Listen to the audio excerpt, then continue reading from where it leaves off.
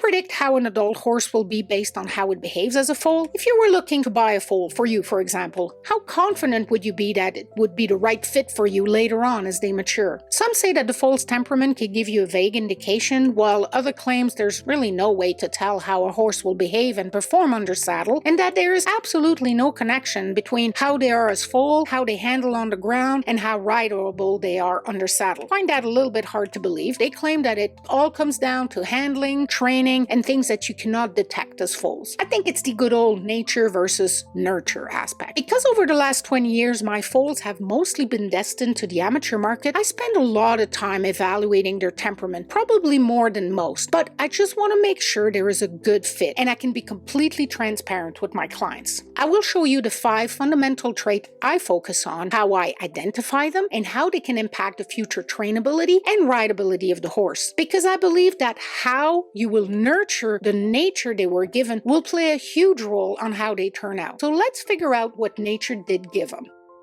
By now, I can tell a lot about this foal's first trait by how it reacts when I first touch it. When a foal is born, I usually step in to clear its nose, treat its umbilicus, and generally help it stay sternal. That means lying but with its head up. Most foal react to my touch, of course, but how much they react is a pretty good indicator, I find, of a general sensitivity that I will keep track of. Pavarotti, for example, here. The moment I laid my hands on him, he had such a strong reaction. He twitched quite hard and whinnied right away as if he was distressed. Euphoria here was fine with my touch, but when I rubbed her a little bit harder to get her to wake up, she struggled to get up right away. Determinato was perfectly fine with any kind of touch and in no real hurry to get up. That's why I'm feeding him a little bit of colostrum here. Marcello, on the other hand, was also perfectly happy to be touched and had very little reaction. As the foals get older, I see how they take in the sudden sound and other stimuli, and I observe their reactions. All horses have a certain threshold above which they will react, and as they get older they gain a certain experience with the world, and we generally see this threshold rise, meaning it takes more to get them to react. Some foals, like Pavarotti here, are born with a very low threshold and they can easily get overwhelmed. They're sensitive, they're reactive, they have trouble regulating themselves and making the distinction between life-threatening events and just surprising ones. I like to identify these foals early because they need to be handled more. The worst thing to do is to shelter them too much or leave them alone because they never learn how to cope and they become extremely spooky, twitchy horses everybody dreads to handle or ride them. Sensitive and reactive horses are required for the upper level of competition. You want horses that react to the aids quickly, that can feel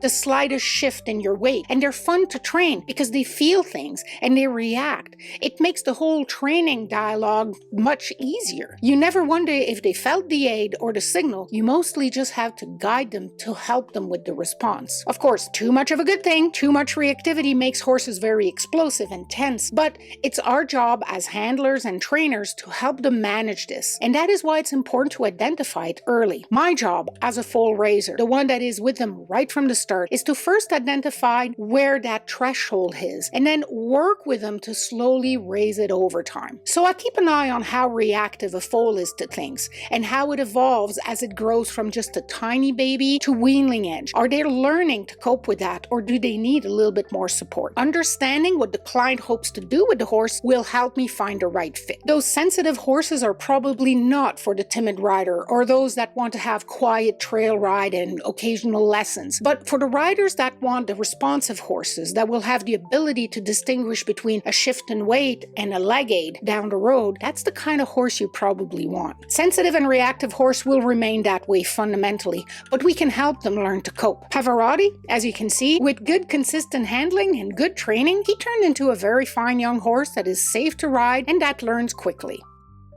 Discipline and correction are an integral part of training. For both our safety and that of the horses, some behavior or actions have to be flagged as unacceptable. How foals respond to discipline can be very telling. Meet young Devine here. I picked up her feet every day, part of routine of handling and brushing, of course. She did not like this very much, and one day, as I was asking her to pick up a hind foot, she kicked me. She had tried before, but this time it connected with my shin. And you know how that feels. So between the pain and the clear lack of cooperation on her part, I gave her a slap on the rump and a stern hey. She kind of danced a bit and I was able to pick up the foot. But the next day and the day after that, and what felt forever, I couldn't go behind her without her scooting away, clearly worried I was going to slap again. Forget picking up her feet. That took weeks to get her back to where she was. Some foals will react strongly to discipline and show a complete erosion of trust, like in the case of Devine here, while others will shrug it off almost like they can compartmentalize it. That was then, this is now, everything is cool. Pavarotti, for example, while being reactive, he was also very forgiving and quite trusting. In fact, he really looked to me for reassurance when he was worried, and when disciplined, just took it in and learned without losing trust. I noticed that in foals, and I pay attention to it if it continues past the first month or so, because it certainly is a trait of behavior we need to be aware of because of its consequences down the road. I think it's important to recognize that there are some horses that are not the forgiving kind. They will need to be handled with tact and experience and given the time to rebuild their trust as they lose it. Their nature requires a little bit more control of your emotion and awareness of what erodes their confidence. Trust can be gained with most horses, but the question is, how much time does it take? If you need 50 positive interaction to be able to handle one bad one overall, that horse is a lot more difficult than one that can take a joke, as we say. This trait is particularly magnified in foals since they are at the beginning of their journey with humans.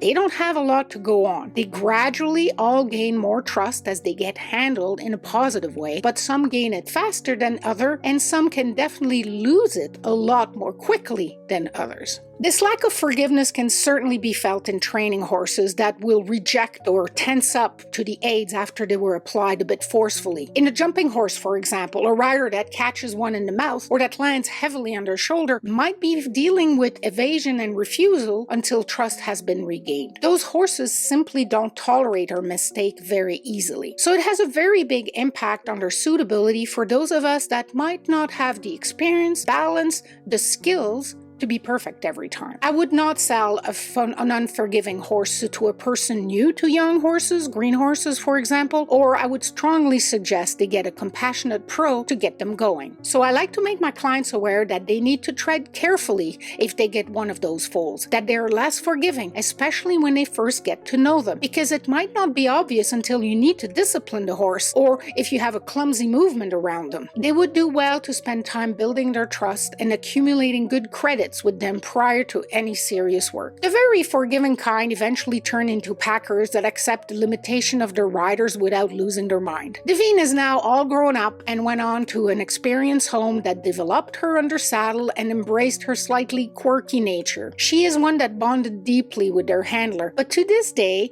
while you can handle her easily and she's very reasonable, she does not suffer fools gladly. This next one, I think, can be only correctly assessed by those that have raised a few foals, because at first they can all seem to be about the same, but the difference can have a big impact on their trainability down the road. No horses are exceptionally smart the way we think as humans are smart. Very few of them, for example, can plan a multiple-step course of action to solve a problem, unlike crows and dogs, for example. They can pick up on pattern, however, and learn from them, and therefore anticipate what comes next. When you think about it, the ability to recognize pattern and retain this information is at the base of our ability to train them to do anything. They learn almost everything through repetition. For example, they learn that some action that at first might be suspicious are actually not painful or at least quite tolerable. And that's how they can be saddled, bridled, harnessed, trailered, shot from, tied on a high line, worked in the mind. The list of what we do with horses and what we have done with them is endless. Our civilization has mostly been built thanks to the domestication of the horse. Some are quicker than others for sure, and this will absolutely have an impact on how hard or easy they will find whatever training program you put them through. Little Isadora here learned to lead in 2 sessions. She also picked up on feeding routine changes quicker than her dam. I was honestly a little bit concerned when she was watching me open and close gates. Ender, however, was not the sharpest tool in the shed, and it took him quite quite a while to understand haltering and leading, and going through gates was a complete surprise to him every time, it seems. However, he did not have the imagination to be naughty. So I looked to see how quickly they figure things out and how well they retain it from one day to the next. It can be how they find the gate to the pasture when they are left behind when the mares go away, for example, or how easily they come into the pen when it's time. And did they recognize that, oh, this is the time for my bucket in the pen, I can go through. But also how quickly they pick up the basics of halter training and leading. And I also look at how well they learn to read other horses' behaviors. Now, this trait can be a double-edged sword. Those that learn quickly can also learn bad association just as quickly as good ones. The slower ones are not to be dismissed. Again, it's just a matter of adjusting your expectations and your approach. They just need a better and more patient trainer. I think it's fair to share this information with the future owner to let them know that the particular foal will need maybe a bit more time and repetition to get things. This is why I say that the experience of the foal raiser comes into play in determining how smart the foal really is, because you need to have seen quite a few to truly pick out the exceptional ones. Isadora went on to a dressage home where she learned the ropes very well and easily, and showed with her amateur owner in many shows, picking up ribbons and accolades. Ender is a good boy that once he has learned what is expected of him, he works hard for his rider. He just needs a bit longer to get there.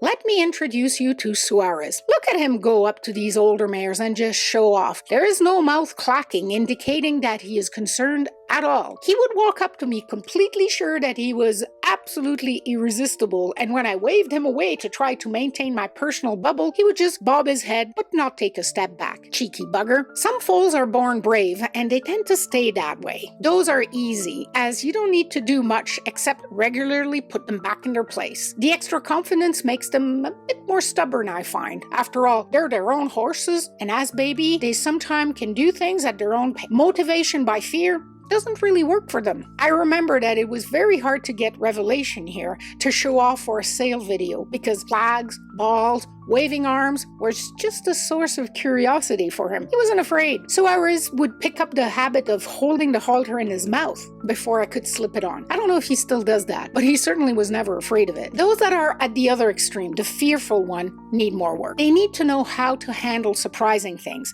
and as baby, we can start to give them the coping mechanism. But for the older horses, the TNT method is a good one to help them on that journey. It's really important with those foals not to overface them, to break things down in more little steps if needed, to make it easy for them at first and gradually build on that courage they will need to build their confidence. New things being scary is something that will certainly affect their temperament under saddle. I don't think I need to explain that one. They can get easily distracted by something they find scary, while the bold ones will be more likely to ignore it and just move on. Again, I have no affiliation with them, but the TNT method can certainly help with that challenge. The other thing that I found was how gregarious the foals are, meaning how closely they stick to their mother or the rest of the herd. You can see that early on, and it generally makes for horses that are a little bit more herd-bound down the road. They're just very social. They want to be with their herd, while others can remain apart from the herd for a long period of time with no stress. I remember a filly in particular, she would come in from the field and just stay in the shelter. She couldn't see her mother, she couldn't see the other horses, and she was perfectly cool with that. And as she grew older and as she got started under saddle, she was the easiest one to take to shows because leaving her friends, coming back to her friends, she was cool either way. While others are very gregarious and they form bonds, it seems, instantaneously, and then it's the screaming match and it's the stress and it's the tension. And of course they get over that because they learn to trust their riders and they get used to the setting. It just makes things a little bit more difficult, of course. So that's another thing I look for in foals, and I make sure to tell the future clients, their future owner, what I've observed, because you need to be ready for those things. Obviously, I could go on, but I think this video is long enough. But I hope I convinced you that there are certain traits that you can totally observe in young foals that will have an impact on how the horse is under saddle and how trainable it is. Now, I'm not disputing the fact that there are some things that you cannot pick up as a foal. Things like heart. How hard would they try for you? You can't really tell that in a foal. How resilient are they in the face of stress and demands? You can't work a foal hard enough to really see that. So, no question question, there are things that you will be discovering as you train your foal, as it goes through its training. I think there are still some things you can pick up if you're observant enough in how your foal behaves that will totally impact how you approach his training and how you will handle him on a day-to-day basis to make all the work that's in the future easier for him. So if this type of information was useful for you, I hope you're going to give me a like, and please give me some comments if you have something to say about one of the things that I've mentioned in the video. And of course, if you are interested in the practical, scientific, and sometimes emotional aspect of raising horses, well, you're in the right place, because that's pretty much all I talk about.